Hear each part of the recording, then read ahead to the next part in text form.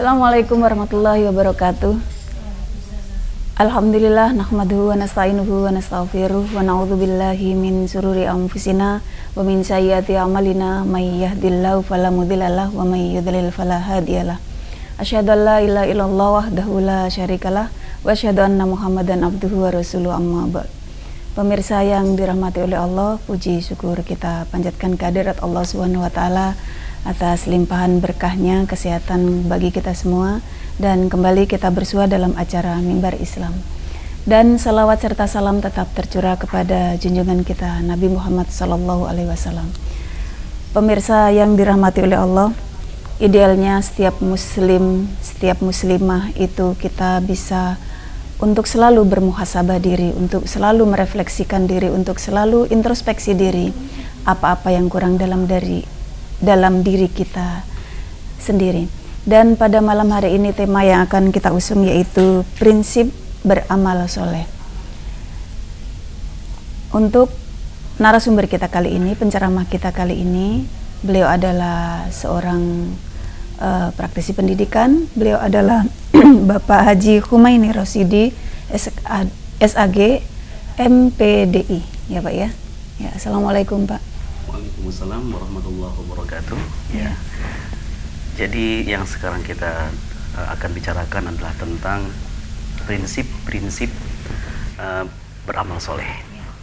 Ini juga yang saya hormati juga nih dari kelompok Kasidah Rebana Al-Ma'arif, ya. An-Nisa, ya. An-Nisa dari Musola Al-Ma'arif, ya, Bontang Barat. Ya pemirsa, kami mengundang partisipasinya di nomor HP yang ada tertera di kamera. Dan sebelum penceramah kita memberikan prolog sekitar 5-4 menit, akan kita dengarkan dulu senandung rebana dari An-Nisa, yaitu Musola Al-Ma'arif dari Bontang Barat. Ya, silakan ibu-ibu.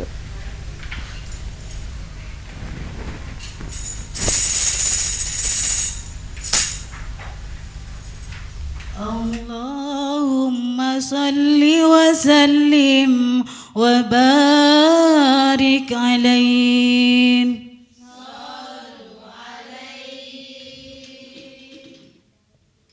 Salatullah salamullah ala taha rasulillah. Salatullah salamullah ala yasin habibillah. Ala yasin habibillah.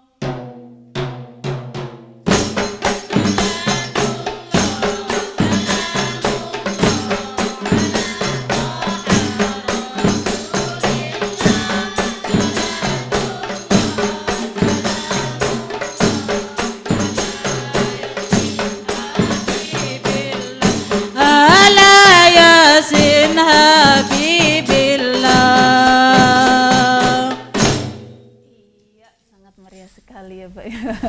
Dengan adanya Rebana Anissa dari Musolah Al-Ma'arif Bontang Barat.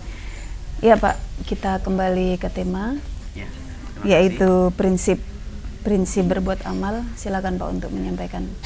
Bismillahirrahmanirrahim. Alhamdulillahirabbil alamin. Qala rabbi shrah li sadri wa yassir li amri wahlul 'uqdatam min lisani yafqahu qawli. Qalu subhanaka la ilma lana illa ma 'allamtana innaka antal alimul hakim. Perasaan dari tadi ibu-ibu ngeliatin peci saya nih yang tinggi nih ya. Waduh, ini bukan dari Belanda Ibu, bukan. Ini dari Gresik. Wah, iya dari Gresik aja, nggak dari Belanda gitu.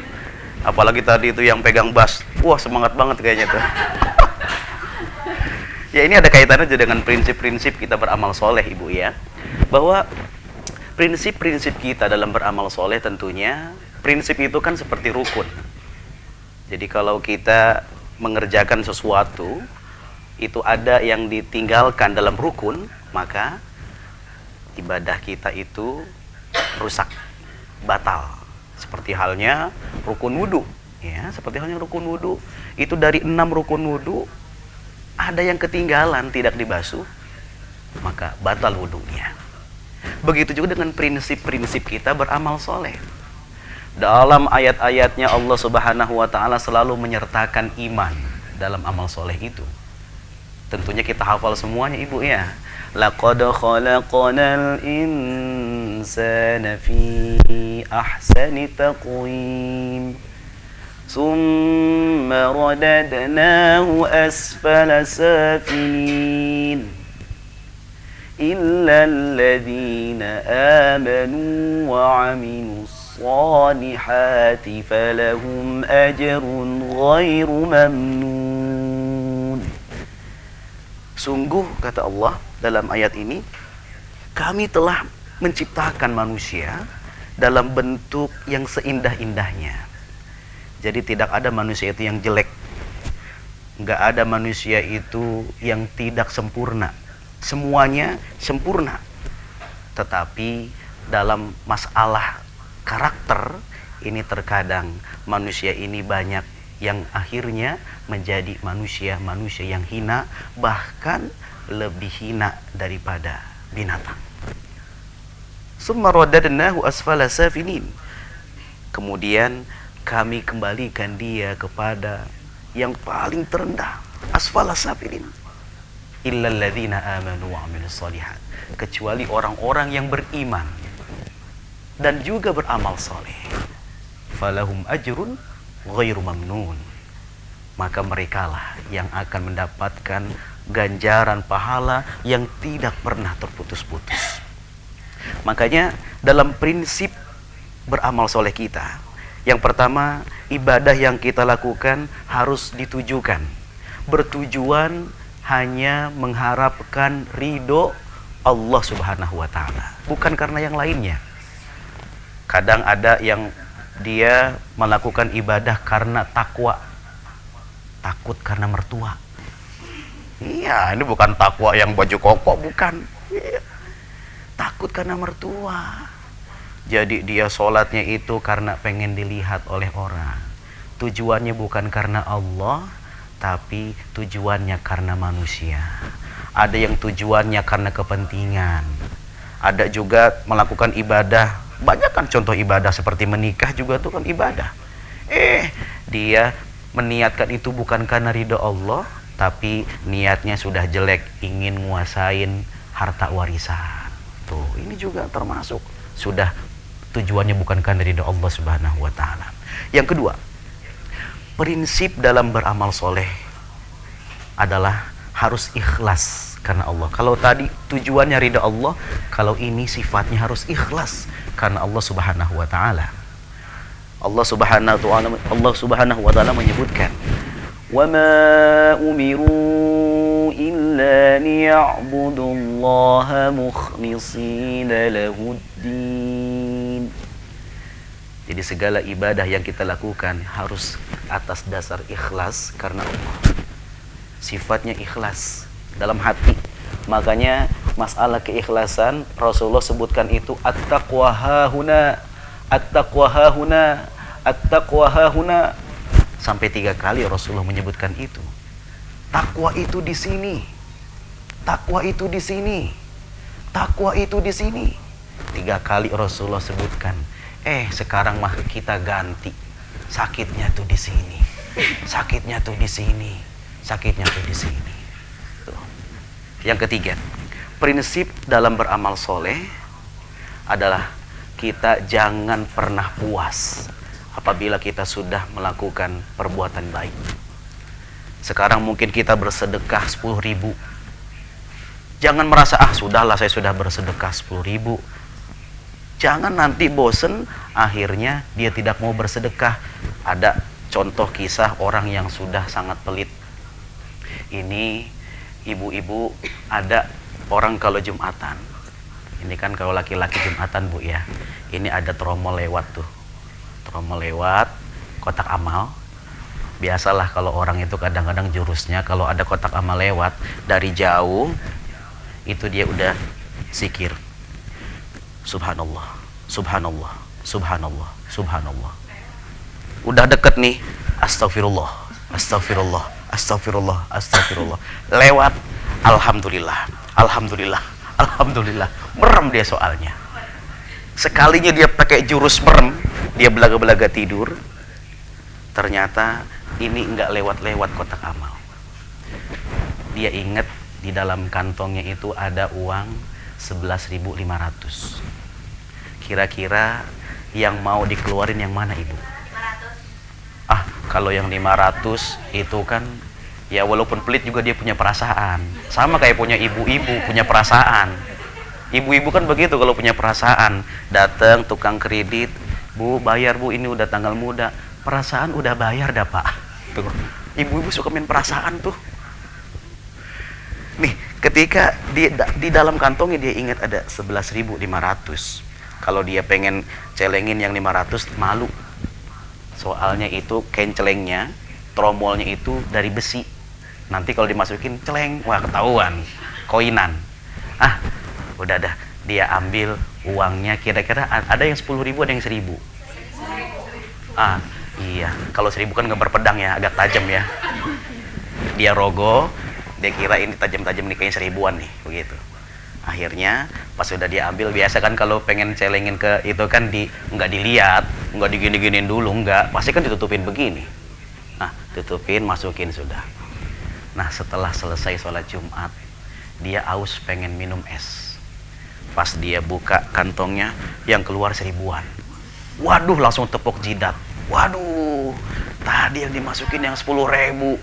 Akhirnya apa dia bilang? Saya nggak mau nyelengin lagi tuh di kotak amal 3 bulan. Tuh, ini orang baru begitu aja udah bosen.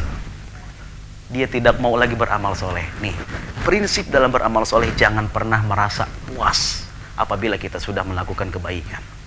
Yang keempat, prinsip dalam juga beramal soleh adalah harus bersegera. Disegerakan, jangan kita tunda-tunda. Rasulullah bersabda, badiru bil a'mali shalihah fasatakunu fitan kaqita'il lail. Akan ada fitnah nanti seperti gelapnya malam. Tusbihul laila yusbihur rajulu. Pada siang hari, pada pagi harinya seorang itu dia beriman mukminan. Lalu pada sore harinya wa yumsi kafiron. Tapi pada sore harinya ternyata dia sudah ingkar. Kenapa? Karena yuridu aradun minad dunya. Karena dia menginginkan harta dunia. Ini, kita harus bersegera dalam melakukan amal kebaikan. Jangan sampai kita menunda-nunda, akhirnya mohon maaf, yang namanya ajal kan gak ada yang tahu Ibu ya. Yang namanya ajal gak ada yang tahu. Ajal itu gak kenal muda, gak kenal tua, gak kenal gendut, gak kenal kurus. Tuh kalau gendut diketawain dah tuh. Waduh, mentang-mentang pembicaranya ini gendut ini. Iya. Ada yang miskin, ada yang kaya, itu nggak kenal begitu tuh. Yang kadang-kadang cucu lebih meninggal duluan daripada kakeknya, daripada neneknya. Anak terkadang itu lebih cepat dulu meninggal daripada ayah dan ibunya. Masalah mati mah misteri Ibu. Makanya kendaraan yang paling angker, yang paling serem itu keranda. Siapapun yang masuk ke dalamnya itu pasti mati. Nggak pernah gagal itu. Iya, kalau kita naik kendaraan, supirnya satu, penumpangnya banyak. Kalau keranda, supirnya banyak, penumpangnya cuma satu, itu mati tuh. Makanya disegerakan, jangan ditunda-tunda berbuat baik itu. Kalau sekarang kita mampu untuk berjamaah misalnya, cepat-cepat kita berjamaah. Kalau sekarang kita mampu untuk bersedekah, cepat-cepat kita bersedekah. Apalagi momen sekarang ini kita mau Idul Adha, maka kita sisihkan sebagian rezeki kita untuk bersedekah kurban. Dan yang kelima itu adalah prinsip di dalam beramal soleh kita, itu semuanya adalah kita harus benar, harus sesuai dengan tuntunan. Jangan kita ngarang-ngarang. Contoh misalnya sholat. Sholat itu ibadah mahdhah, ibadah yang sudah Rasulullah ajarkan kepada kita, shollu kama ra'aitumuni usolli. Jangan kita karang-karang. Sekarang kan 2016, saya pengen takbiratul ihramnya gayanya pakai koreografi. Allahu Akbar. Tidak boleh. Harus sesuai dengan tuntunannya. Harus benar. Dan makanya kita itu harus belajar. Karena dalam sholat, syarat dan sah rukunnya sholat itu juga diajarkan di dalam ilmu-ilmu sholat. Oleh karena itu, harus kita belajar. Mungkin itu, Ibu, yang bisa dijelaskan. Apabila ada yang dipertanyakan, dipersilahkan. Ya. Ibu ada yang sedang bertanya? Belum kita simpulin apa yang dikatakan oleh Bapak Ustadz, sudah ada yang bertanya. Silakan Ibu, pakai mic-nya Bu.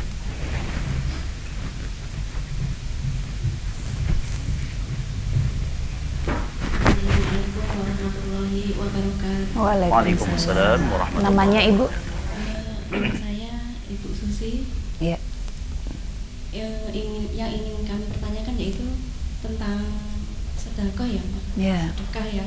Karena kita saya sendiri memiliki suami yang sudah almarhum gitu ya. Seandainya kita itu mau bersedekah untuk yang sudah meninggal itu gimana ya Pak kira-kira?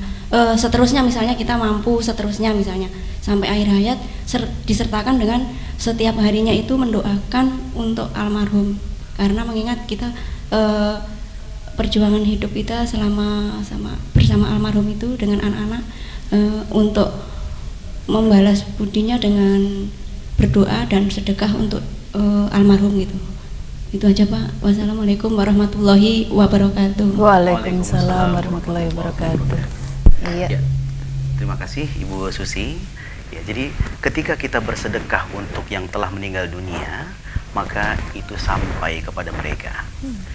Allah Subhanahu wa taala berfirman di akhir surah Al-Munafiqun, Rabbi laula akhartani ila ajalin qarib fa'as-saddaqa wa akum minas salihin.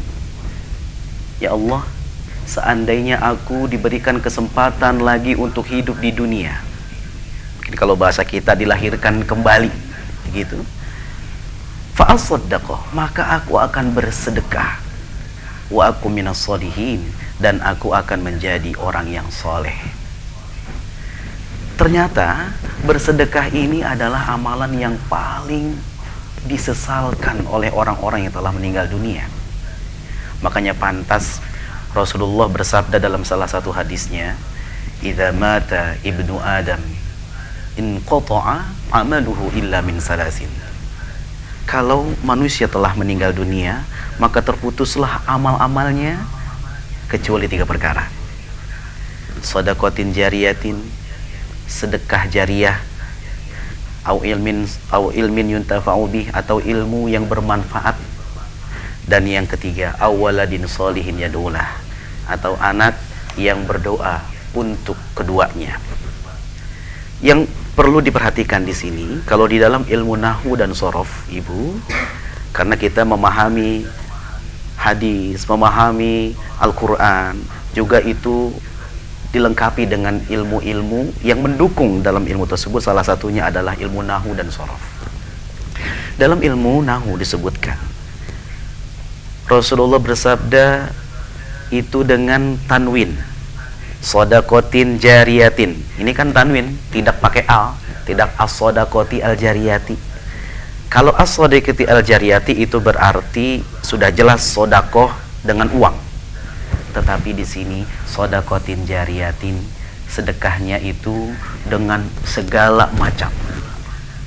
Kan sedekah itu bukan hanya dengan uang. Sedekah bisa kita berikan dengan tenaga kita kalau kita nggak punya uang. Sedekah juga bisa kita berikan dengan karya kita kalau kita punya ide, punya gagasan.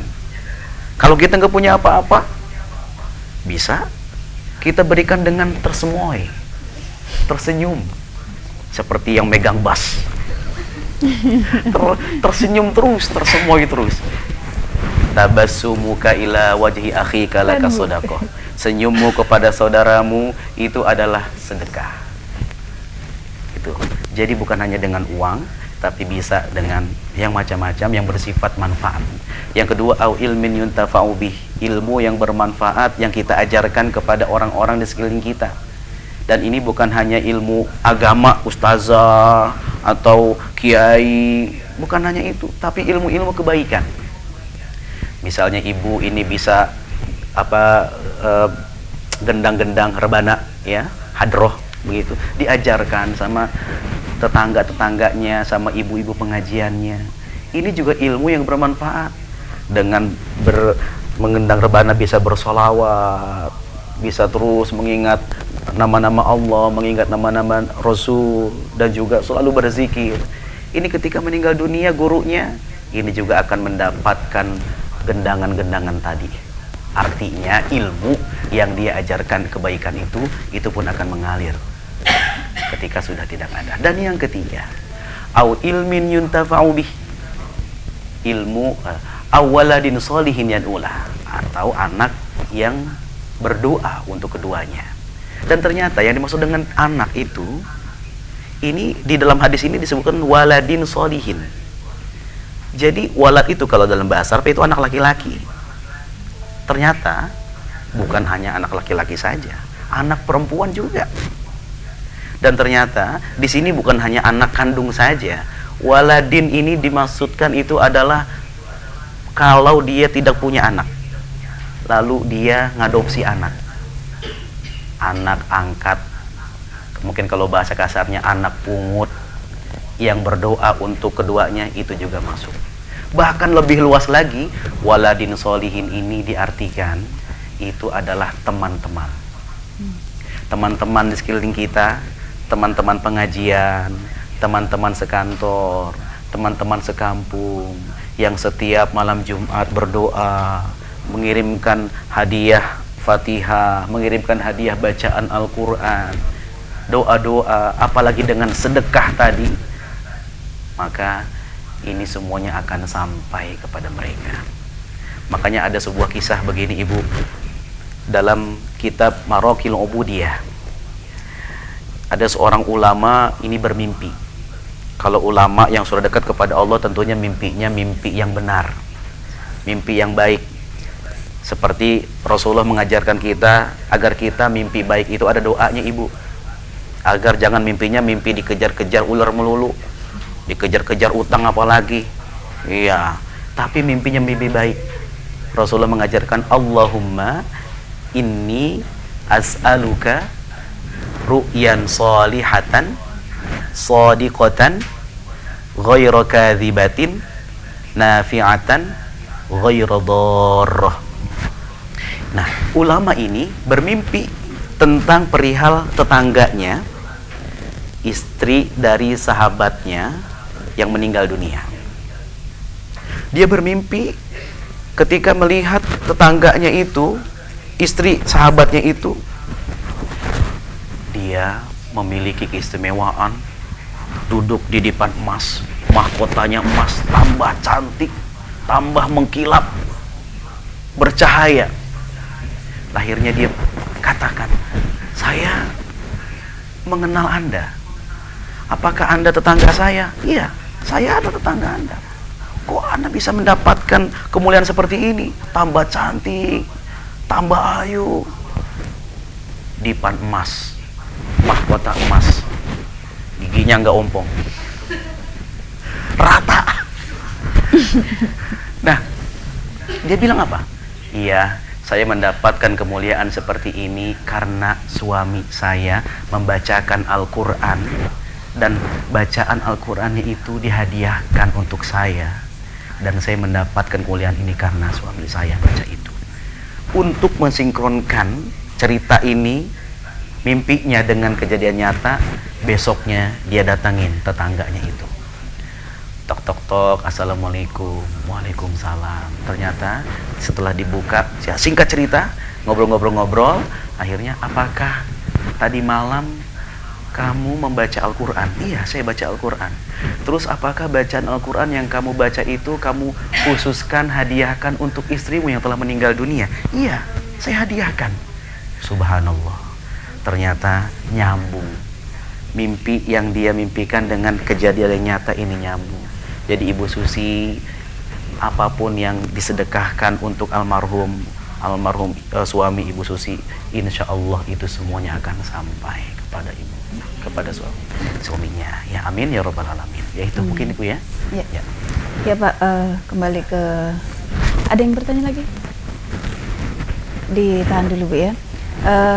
Tadi Bapak menyatakan bahwa prinsip-prinsip beramal soleh itu kan ridho kepada Allah, ikhlas, bersedekah, jangan merasa puas, terus harus disegerakan, harus benar sesuai dengan tuntunan ya Pak ya. Nah sekarang masalah ikhlas Pak, mukhlisina lahuddin, tadi Bapak singgung masalah itu. Keikhlasan itu kan relatif ya Pak ya. Iya. Tergantung orang menyikapi ikhlas itu sendiri. Nah gimana Pak agar kita benar-benar ikhlas lillahi ta'ala.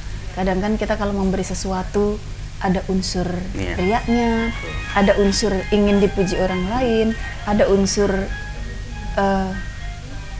kok banyak ya tak kasihin. Nah, kan ada perasaan-perasaan seperti itu Pak. Untuk menyikapi biar benar-benar utuh bahwa ikhlas karena Allah itu gimana? Ya. Jadi prinsip di dalam kita ikhlas itu adalah, mungkin sederhananya Ibu, ini mohon maaf sederhananya, ini sering kita lakukan setiap hari seperti kita membuang kotoran. Ketika Ibu, mohon maaf, Ibu habis ke belakang, itu buang sesuatu yang kuning-kuning itu, yang ngambang-ngambang itu, habis makan durian ceritanya. Habis makan durian, beli durian di api-api. Itu di api-api durian itu kalau malam-malam itu kan mahal-mahal. Satu buletan itu 250.000. Nah, itu 250.000 kita makan, uang 250.000. Setelah itu mohon maaf, itu kan jadi kotoran. Mungkin warnanya agak sama. Emang kita mau nengok tuh, aduh sayang banget itu durian itu, begitu kan, colek dikit begitu kan, tuh nggak begitu. Artinya apa? Satu, ikhlas itu adalah ketika kita berbuat baik, lupakan, sudah, nanti yang balas itu Allah Subhanahu wa Ta'ala. Tetapi kalau ada perbuatan yang masih tidak baik, itu yang harus kita sempurnakan. Itu kuncinya. Ya. Berarti benar-benar harus karena Allah ya Pak ya. Ya. Di luar itu harus kita hilangkan. Ya. Ya Pak Ustadz, sebelum kita lanjut, kita mendengarkan satu lagu lagi dari Anissa ya. Al-Ma'arif ya, Musola Al-Ma'arif Bontang Barat. Ya silakan Ibu.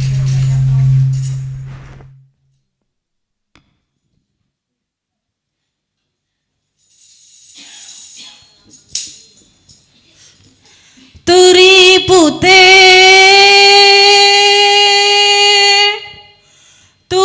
putih ditandur ning kebun agung, ana cleret tiba nyemplung baira kembange apa baira kembange apa turi putih ditandur ning kebun agung, ana cleret tiba nyemplung baira kembange apa turi putih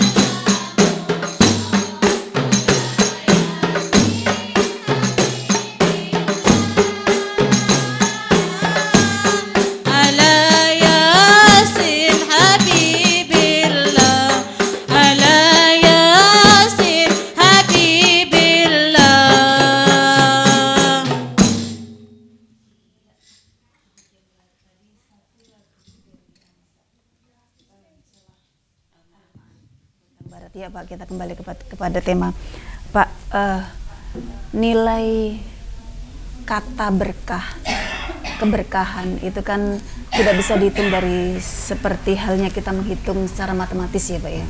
Umpamanya kita 1 tambah 1 sama dengan 2, dan nilai berkah itu dalam gitu ya Pak. Nah bagaimana Pak, umpamanya dalam satu kasus umpamanya Pak,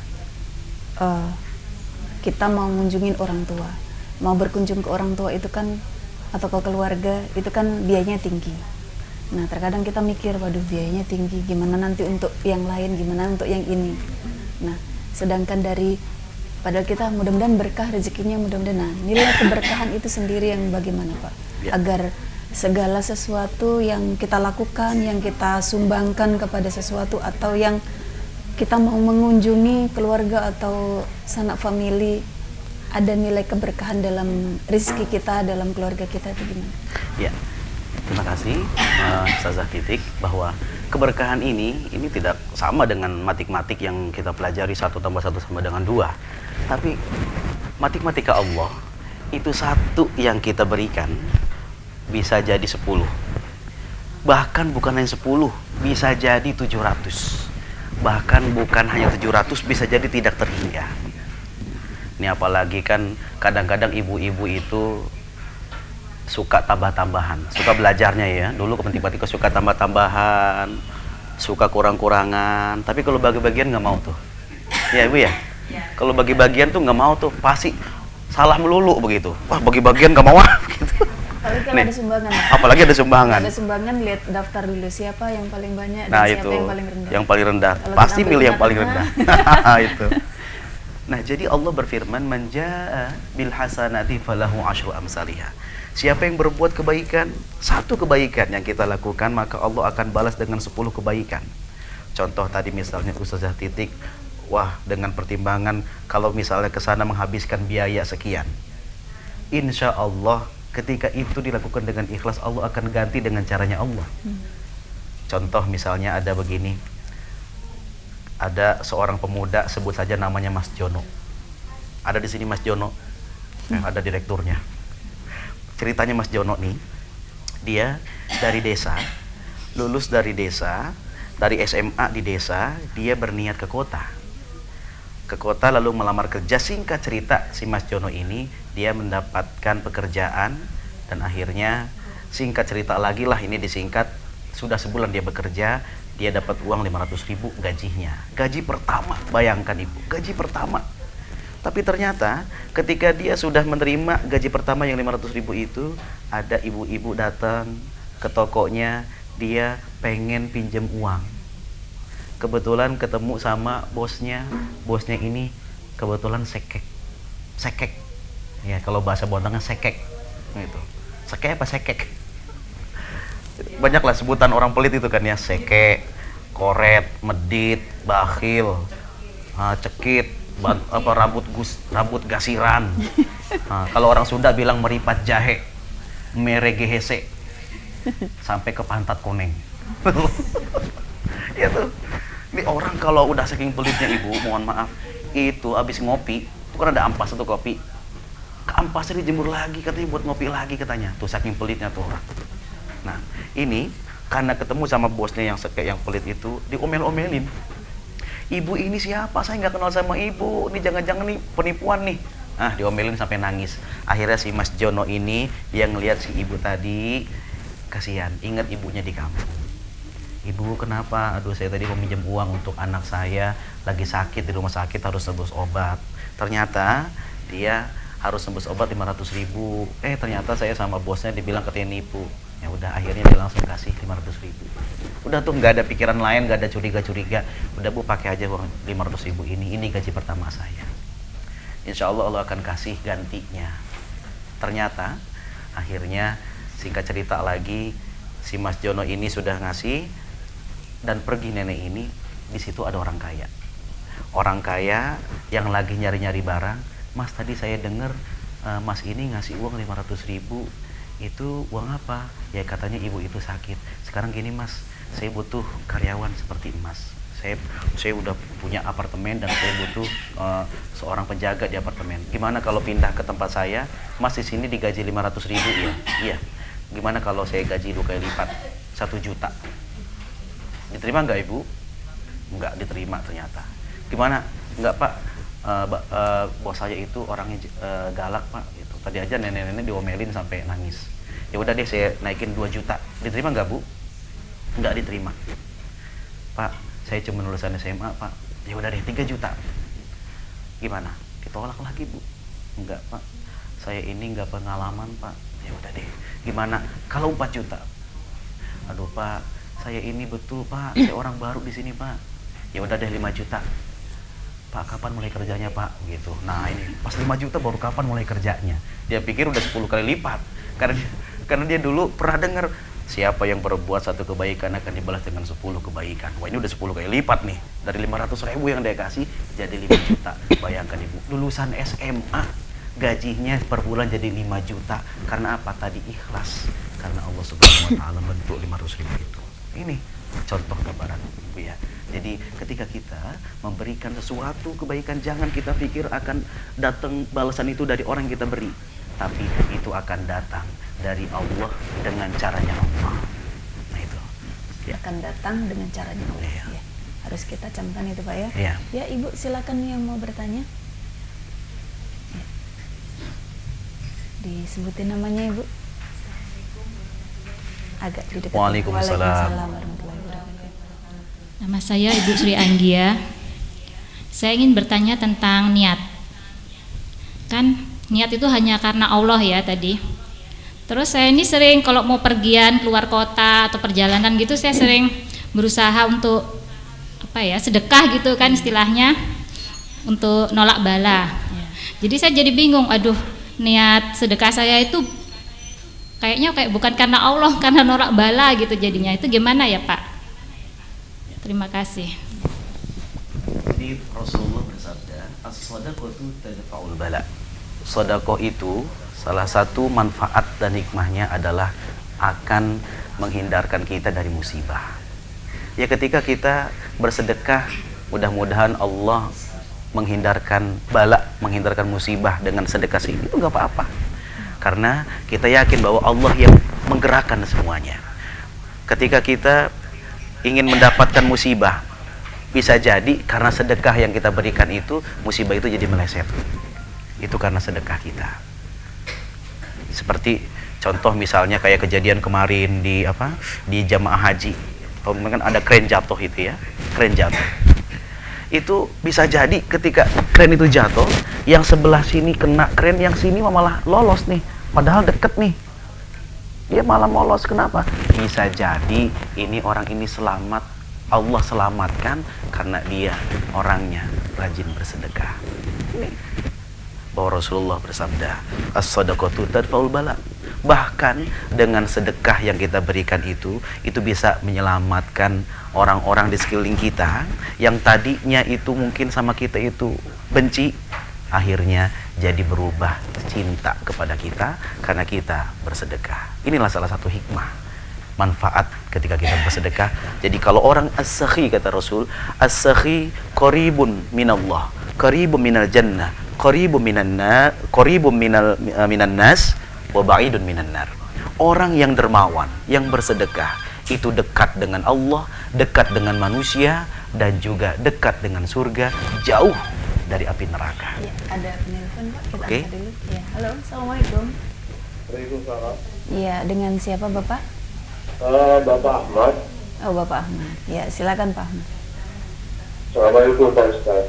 Ya. Waalaikumsalam. Waalaikumsalam warahmatullahi wabarakatuh, Pak Ahmad.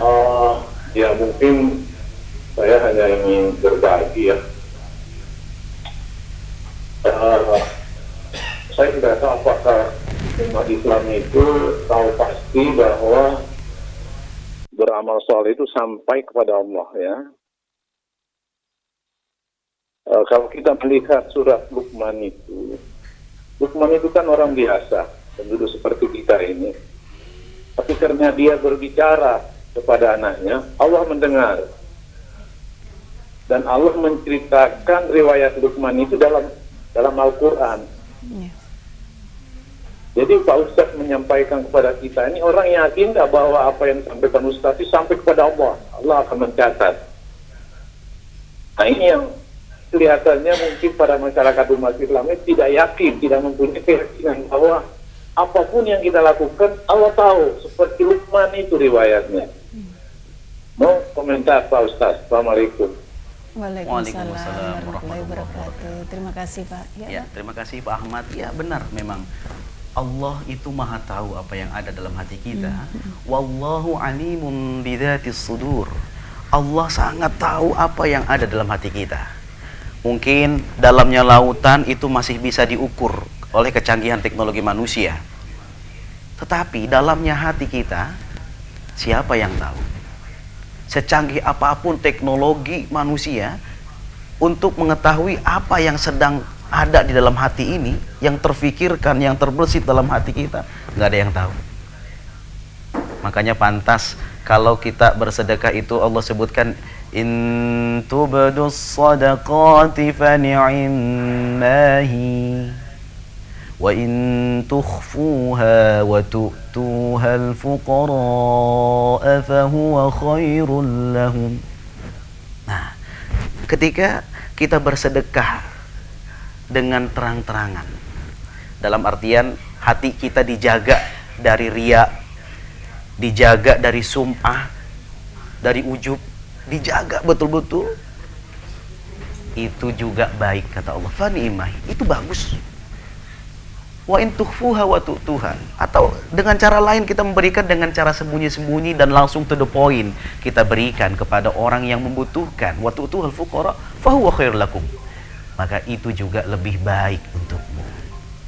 Jadi masalah keikhlasan dalam hati kita, itu yang tahu hanya kita dan Allah saja. Seperti halnya puasa. Puasa itu kan ibadah rahasia. Yang tahu kita puasa atau tidak, itu hanyalah Allah dan kita saja. Mungkin istri atau suami bisa dibohongin. Itu makannya tadi sahur itu pakai mie instan. Ternyata pas ngeludah keluarnya itu bakso.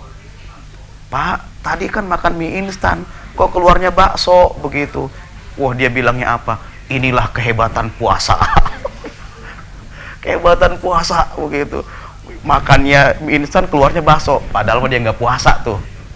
Nih, ini yang tahu kita puasa atau tidak hanyalah Allah. Begitu juga yang tahu kita ini bersedekah, ikhlas atau tidak, itu hanyalah Allah Subhanahu wa ta'ala.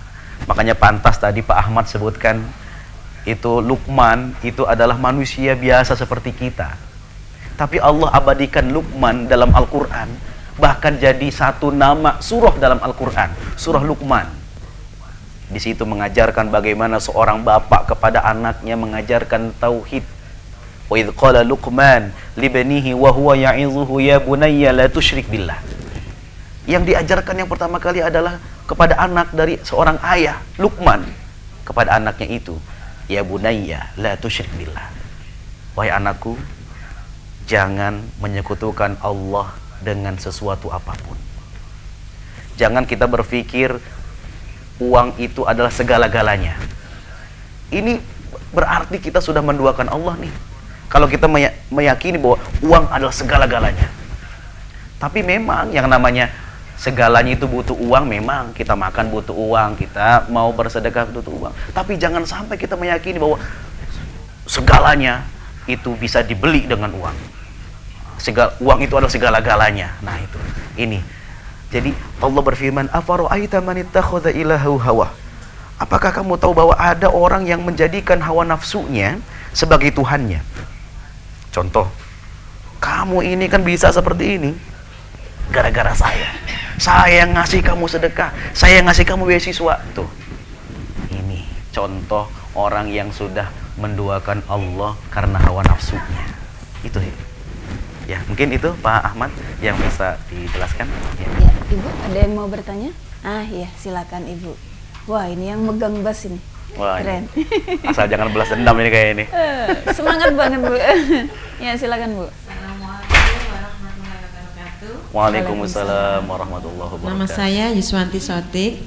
Yang ingin saya tanyakan Pak Ustadz, tadi tentang sedekah. apakah pemberian kepada orang tua kita atau mertua itu namanya sedekah? Itu aja Pak Ustadz, terima kasih atas jawabannya nanti. Wassalamualaikum warahmatullahi wabarakatuh. Waalaikumsalam warahmatullahi wabarakatuh. Terima kasih Ibu Iswati. Allah Subhanahu wa taala berfirman, "Yas'alunaka madza yunfiqun? Qul ma anfaqtum min khairin falil walidaini wal aqrabin wal yatama wal masakin wa ibnis sabil wa ma taf'alu min khairin fa innallaha bihi alim." Para sahabat bertanya kepada Rasulullah, "Ya Rasulullah, apa infak yang terbaik yang harus kita berikan?" Lalu Rasulullah bilang, dan ini adalah ayat Allah Subhanahu wa taala, "Qul ma anfaqtum." Katakanlah kepada mereka ya Rasul, ya Muhammad, bahwa ma anfaqtum, apapun yang kamu keluarkan, min khairin, dari hartamu. Jadi khair ini adalah kebaikan. Artinya apa dengan khair? Harta yang baik, harta yang halal. Jangan kita ini bersedekah dari harta korupsi. Jangan kita ini habis manipulasi orang, habis ditipu nih orang kita sedekahin, bukan. Tapi ini betul-betul dari khair, harta yang baik, harta yang halal. Apa? Falil walidaini. Yang pertama, sedekah yang kita berikan kepada orang tua itu yang terbaik. Jadi kepada orang tua, kepada mertua juga, itu adalah sedekah juga, bahkan sedekah yang terbaik. Wal aqrabin, setelah itu kepada al aqrabin, saudara-saudara kita yang terdekat, adik kakak kita. Makanya supaya tidak ada kesenjangan dalam keluarga, tidak ada kecemburuan dalam keluarga. Kakaknya sukses dibontang, adiknya malah melarat. Nah, ini nggak boleh. Harus membantu, bersedekah kepada adik kakaknya agar tidak terjadi kesenjangan dalam keluarga. Baru setelah itu wal yatama, kepada anak-anak yatim. Anak yatim ini didahulukan, kenapa? Karena anak yatim ini dia belum bisa cari uang, masih kecil. Baru setelah anak yatim al masakin, baru orang-orang miskin. Dan setelah itu wabni sabil, orang-orang yang sedang dalam perjalanan karena Allah Subhanahu wa taala. Jadi kepada orang tua, kepada mertua itu juga disebut dengan sedekah. Yaitu Ibu Ismawati. Oh, Ibu Iswati. Ada yang bertanya lagi, Ibu? Sudah ya. Ya Pak, tadi Bapak menyinggung masalah anak soleh yang mendoakan kedua orang tua. Nah, kategori anak soleh. Nah, kalau yang masih belum soleh, apakah doa anak tersebut nyampe ke orang tuanya? Ya, jadi yang dimaksud dengan awwalidin sholihin yad'ulah, ini bukan hanya disebutkan berarti kalau orang yang tidak soleh, yang tidak sholat, ini tidak sampai kepada orang tuanya, bukan begitu maksudnya. Tetapi ini adalah doa yang ikhlas, doa yang baik. Ya, siapa tahu walaupun anak ini belum sholat, mungkin masih belang-belantong sholatnya, karena dia ingat orang tua, akhirnya dia jadi mau sholat. Ya Allah, dia ingat tuh, ya seperti tadi, ingat orang tuanya. Akhirnya kasihan sama orang tuanya, sudah meninggal dunia, tapi dia sudah membuat dia sukses. Akhirnya dia mau taat kepada Allah Subhanahu wa taala. Itu insya Allah akan sampai juga. Ya. Nah, terakhir Pak Ustadz, la tusyrik billah. Nah, tadi Pak Ustadz menyinggung masalah la tusyrik billah. Bagaimana Pak agar kita terhindar dari suatu kesyirikan yang sia-sia? Apa aja yang harus kita lakukan dan untuk meredam itu semua?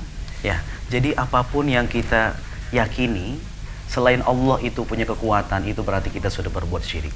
Contoh misalnya, kita di dalam rumah punya lukisan, lalu kita meyakini bahwa lukisan itu bisa mendatangkan rezeki buat kita, atau bisa membuat kita sukses gara-gara lukisan ini, itu juga sudah termasuk kita berbuat syirik.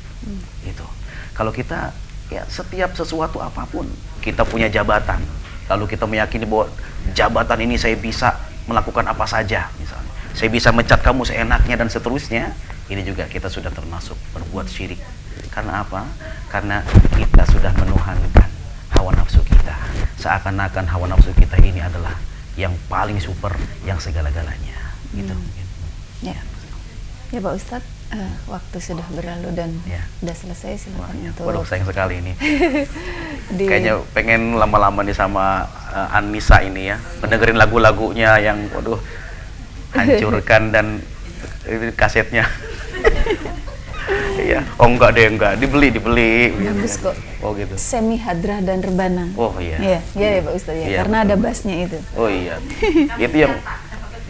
Wah betul. Iya. Gratisan nggak apa-apa Bu.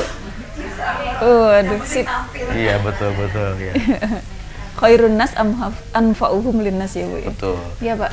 Silakan untuk ditutup dengan doa. Ya. Jadi kesimpulannya adalah bahwa di dalam prinsip kita beramal soleh kita harus ikhlas. Yang kedua tujuannya adalah karena ridha Allah Subhanahu Wa Taala. Terus ibadah yang kita lakukan juga itu harus benar-benar, tidak setengah-setengah, harus benar-benar karena Allah Subhanahu Wa Taala, harus benar karena ilmunya.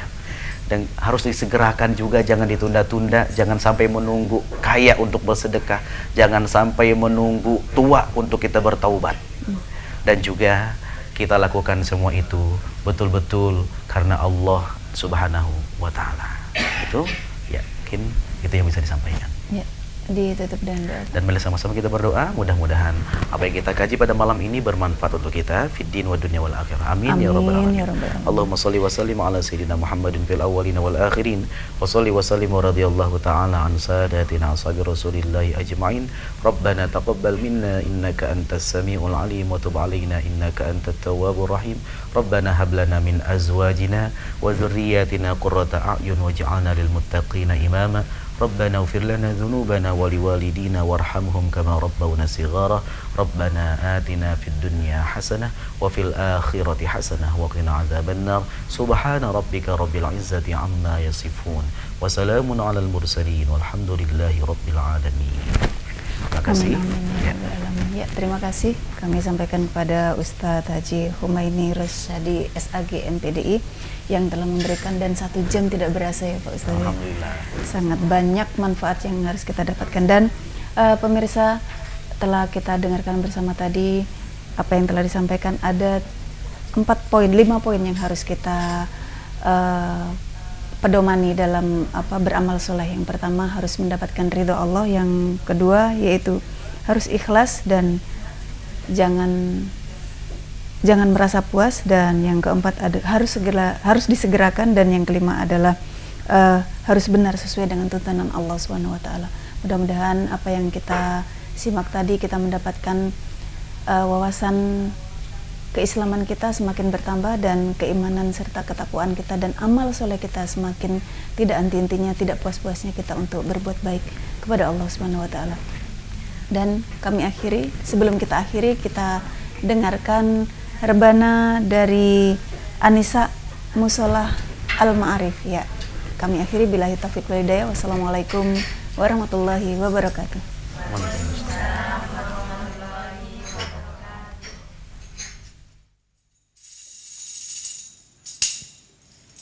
Allahumma salli wa sallim wa barik alaihi.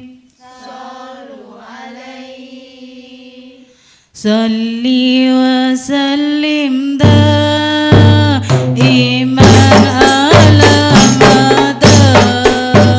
Salli wa sallim daiman ala mada.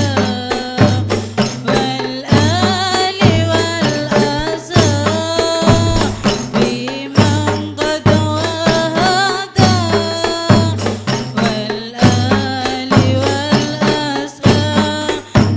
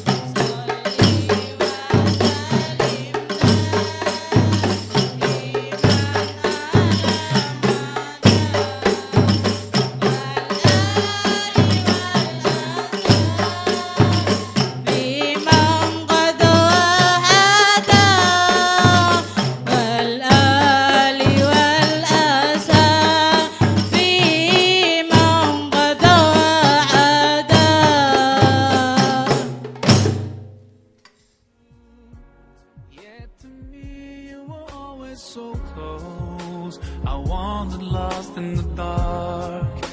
I closed my eyes to all the signs you put in my way. I walked every day further and further away from you.